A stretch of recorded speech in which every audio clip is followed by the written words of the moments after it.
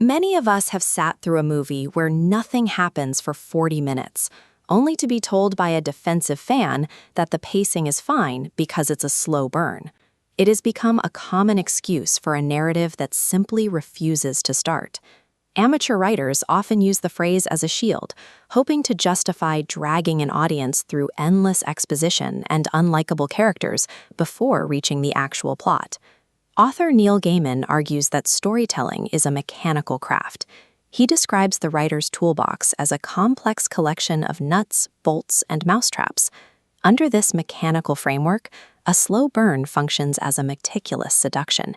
It pulls the reader into the story so gradually that they are fully captured before they realize it's happening.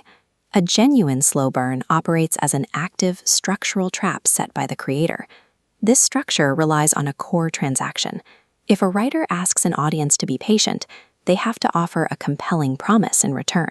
If you tell a waiting child they'll get an apple, they'll likely wander off looking for trouble, but a promise of ice cream carries enough weight to keep them in their seat.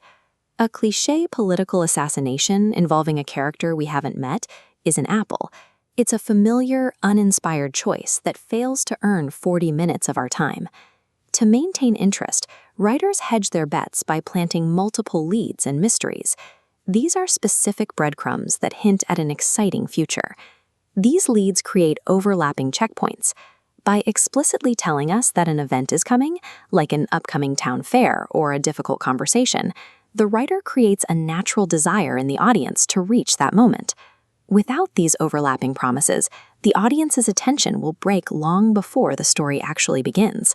Writers can also use a looming sense of dread, the deliberate feeling that something terrible is waiting just over the horizon.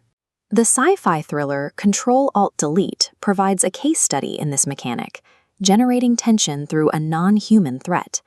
A featureless, glowing box serves as the antagonist, an experimental algorithm meant to control the data center. The tension builds quietly, as this algorithm quietly processes information. It locks the doors and spreads across the internet, trapping the protagonists inside the building before they realize the danger. Dread thrives on the creeping realization that the characters are powerless against a methodical, looming threat. These mechanics of watching a threat reveal its true nature transfer directly from the cinema into the world of business. Many startup founders describe a specific nightmare, a trusted co-founder who slowly begins to ghost their partner before eventually running off with the company funds. A slow burn narrative works here because it allows us to see the red flags in real time. It highlights a core rule of character. The way a person handles small, daily tasks is the way they will handle everything. If a writer fails to establish these core values early on, the audience will have no reason to care when the betrayal finally occurs. The mechanics of suspense are only effective if the audience is emotionally invested in the people experiencing the burn. This leads to a question of timing.